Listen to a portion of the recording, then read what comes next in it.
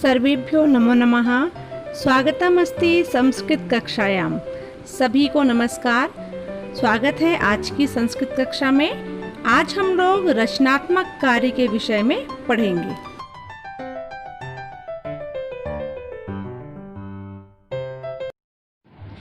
बच्चों, आज हम लोग रचनात्मक कार्य के अंतर्गत चित्र वर्णन के विषय में पढ़ेंगे।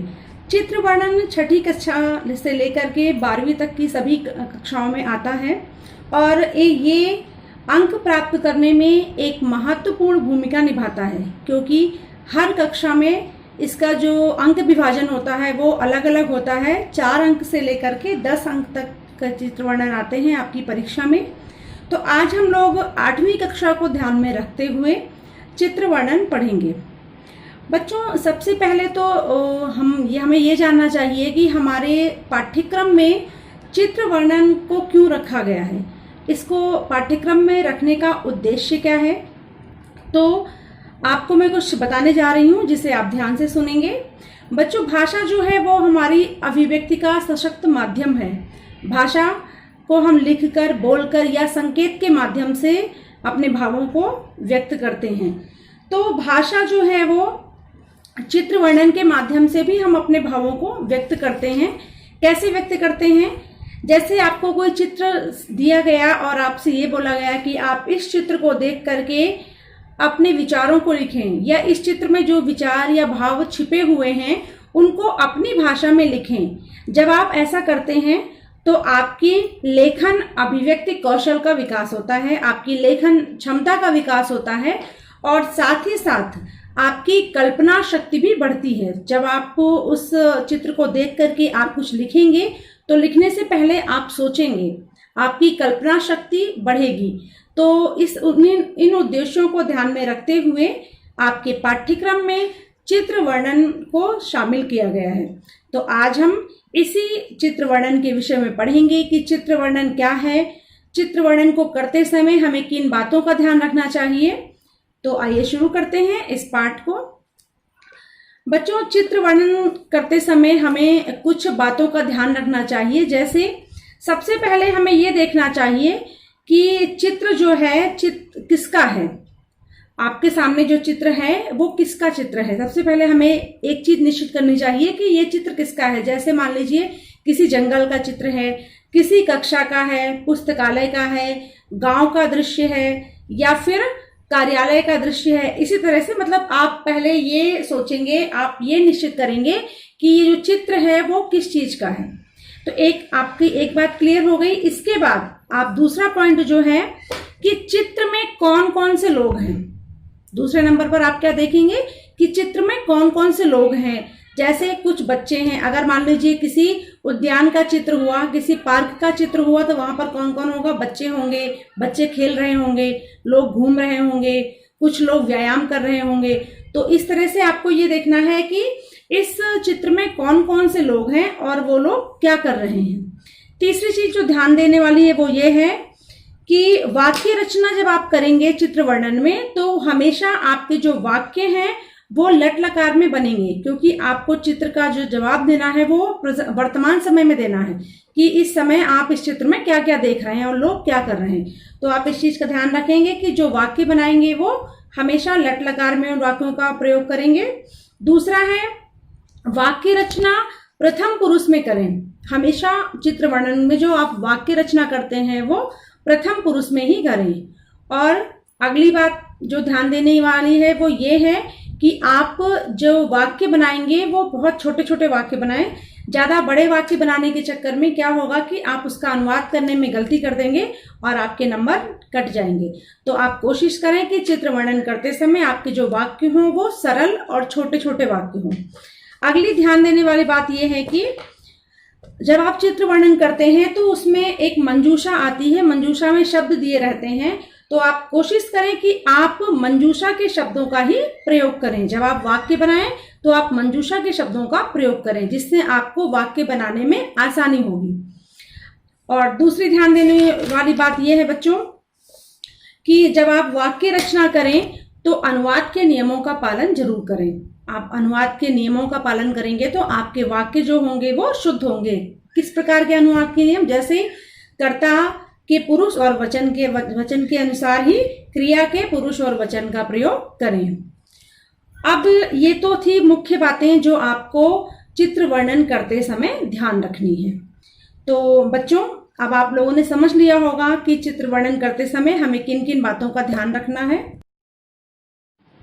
बच्चों, चित्र वर्णन करते समय हमें जिन बातों का ध्यान रखना चाहिए वो आप अभी सुन चुके हैं। आपने देखा भी कि किन किन बातों का हमें ध्यान रखना चाहिए चित्र वर्णन करते समय। अब अगला प्रश्न आता है कि चित्र वर्णन कैसे करें। आपने नियम तो पढ़ लिए, अब उनको हम कैसे उसमें अप्लाई करेंगे तो देखते हैं स्लाइड के माध्यम से। पहला सेंटेंस मैंने यहाँ पर लिखा है, इदम चित्रम डैश अस्ति, बीच में खाली जगह है। तो आपको पहला नियम मैंने क्या बताया था कि सबसे पहले आप ये डिसाइड करेंगे कि ये जो चित्र आपके सामने है वो किसका है। तो मान लीजिए ये जो खाली जगह है उसमें आपको वही भरना है जिस चीज का ये चित्र है। जैसे विद्यालय का चित्र है तो आप यहाँ पर क्या लिखेंगे, विद्यालयस्य, इदम चित्रम विद्यालयस्य अस्ति। अगला सेंटेंस है, अस्मिन् चित्रे अस्ति ब्रैकेट सन्ति। अब आप ये देखेंगे कि इस चित्र में और क्या क्या चीजें हैं। मान लीजिए अगर कोई एक चीज है तो आप यहाँ पर लिखेंगे अस्मिन् चित्रे, मान लीजिए शिक्षक है तो आप लिखेंगे अस्मिन् चित्रे शिक्षकः, और शिक्षक क्या है, एक है तो आप आगे लिखेंगे अस्ति। इसी तरह से अगला सेंटेंस है, अस्मिन् चित्रे, फिर डैश लगा हुआ है, आगे अस्ति और सन्ति है। तो जो चीजें जिस क्रम में होंगी आप उसी जो खाली स्थान है आप वहां पर उन चीजों को लिखते जाएंगे। और आप ये फॉर्मेट जो मैंने आपको दिया है आप इसको अपने दिमाग में रखिएगा, क्योंकि हर चित्र वर्णन में यही फॉर्मेट आप यूज कर सकते हैं। इस फॉर्मेट में क्या है कि आपको केवल एक शब्द लिखना है, बाकी आपके पास पहले से सारा मैटर लिखा हुआ है। तो इसमें आप जिस तरह आप वाक्य बनाते जाएंगे और उसमें जो खाली स्थान है वहां पर वो शब्द लिखते जाएंगे जो जो चीजें आप उस चित्र में देखेंगे। तो बच्चों आइए हम अभ्यास करते हैं चित्र वर्णन का। पहला चित्र वर्णन है हमारा पुस्तकालय। एक ये जो चित्र है वो किस चीज का है, पुस्तकालय का। तो अब आप ये देखेंगे कि पुस्तकालय में कौन कौन सी चीजें हैं। जैसे पुस्तकालय में कई लोग हैं, बहुत सारे लोग हैं पुस्तकालय में। और क्या है, एक घड़ी दिख रही है आपको पुस्तकालय के चित्र में, बहुत सारी पुस्तकें हैं और कुर्सियां हैं। तो आपने ये निश्चित कर लिया कि ये चित्र किसका है, पुस्तकालय का है। और फिर आपने ये निश्चित किया कि इस चित्र में कौन कौन सी चीजें हैं। तो आइए हम इनके वाक्य बनाते हैं। पहला वाक्य हमारा क्या बनेगा, इदम चित्रम, किसका है, पुस्तकालय का। तो बच्चों एक चीज और ध्यान रखना, जब आप चित्र वर्णन करेंगे तो अगर पुल्लिंग और इस नपुंसकलिंग का शब्द है तो उसके अंत में स्य लग जाएगा। जैसे बालक है तो बालकस्य, रामः है तो रामस्य, विद्यालय है तो विद्यालयस्य, गृहम है तो गृहस्य।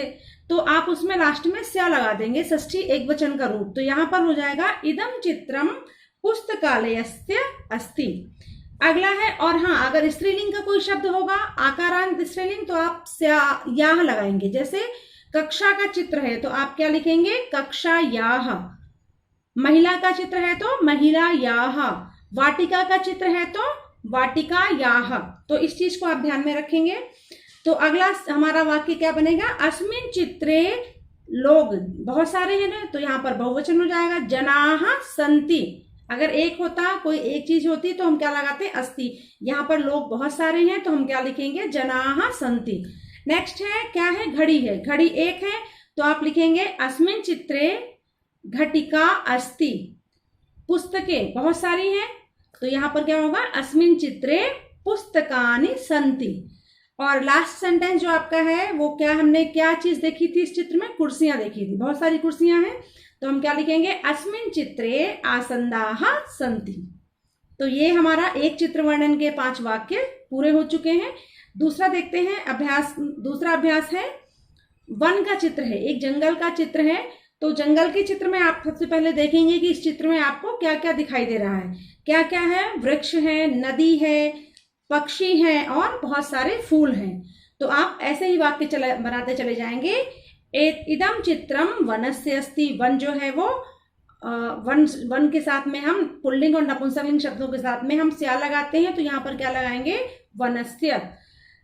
और दूसरा वाक्य क्या बनाएंगे, वृक्ष, बहुत सारे वृक्ष हैं तो हम क्या लगाएंगे, अस्मिन् चित्रे वृक्षाः सन्ति। अगला वाक्य बनेगा, नदी एक है तो यहाँ पर क्या होगा, अस्मिन् चित्रे नदी अस्ति। खगाः बहुवचन है तो अस्मिन् चित्रे खगाः सन्ति। पुष्पाणि बहुत सारे पुष्प हैं तो यहाँ पर भी आप सन्ति लगाएंगे। अस्मिन् चित्रे पुष्पाणि सन्ति। तो बच्चों ये कुछ अभ्यास कार्य था जो हमने अभी अभ्यास करके देखा कि किस तरह से हम चित्र वर्णन के जो नियम हमने पढ़े हैं, जो ध्यान देने योग्य बातें पढ़ी हैं हमने, उन बातों को हमने कैसे इन अभ्यास कार्यों में प्रयोग किया। अगला एक और करके देखते हैं। अगला जो चित्र वर्णन है वो है, आपके सामने चित्र है। ये चित्र किस चीज का है? कक्षा, किसी क्लास का चित्र है ये। तो अब हम ये देखेंगे, एक चीज हमने निश्चित कर ली कि ये कक्षा का चित्र है। कक्षा क्या है? आकारांत स्त्रीलिंग शब्द है, तो इसके अंत में हम क्या लगाएंगे? याह लगाएंगे। अगर पुल्लिंग और नपुंसकलिंग होता तो हम क्या लगाते हैं? स्या लगाते हैं। तो यहाँ पर पहला वाक्य क्या बनेगा? इदम चित्रम कक्षायाः अस्ति। दूसरा है, इस चित्र में क्या है? अध्यापिका है, एक अध्यापिका है, बहुत सारे छात्र हैं, श्यामपट है और क्या है? कुर्सियां हैं। तो अस्मिन् चित्रे अध्यापिका अस्ति, एक है इसलिए अस्ति लगाएंगे। फिर आगे है छात्राः, अस्मिन् चित्रे छात्राः सन्ति। आगे अगला वाक्य देखते हैं, श्यामपटः। श्यामपट कितने हैं? एक है तो हम क्या लगाएंगे? अस्ति। अस्मिन् चित्रे श्यामपटः अस्ति। और जब बहुत सारे होंगे तो कुर्सियां बहुत सारी हैं तो हम क्या यूज करेंगे? अस्मिन् चित्रे आसन्दाः सन्ति। तो बच्चों ये था अभ्यास जो हमने अभी किया चित्र वर्णन के नियमों को ध्यान में रखते हुए। आशा करती हूँ आप सभी को चित्र वर्णन का ये टॉपिक समझ में आया होगा। और अगर फिर भी आपकी कोई समस्या है तो आप मुझे कमेंट बॉक्स में लिख सकते हैं। मैं आपकी समस्या का समाधान करने की पूरी कोशिश करूंगी। बच्चों इस वीडियो के अंत में मैंने आपको कुछ गृह कार्य दिया है, अभ्यास कार्य दिया है। 2 चित्र मैंने आपको दिए हैं। इन चित्रों को देख करके आपको 5-5 वाक्य संस्कृत में लिखने हैं। और वाक्य बनाते समय आप चित्र वर्णन के जो नियम आपने वीडियो में देखे हैं, पढ़े हैं, उनको आप ध्यान में रखेंगे तो आपके वाक्य बिल्कुल शुद्ध बनेंगे और आपको परीक्षा में पूरे अंक प्राप्त होंगे। तो आप सभी का ये वीडियो देखने के लिए बहुत बहुत धन्यवाद। मिलती हूँ आप सभी से अगले वीडियो में। तब तक के लिए नमो नमः, पुनः मिलामः। धन्यवादः।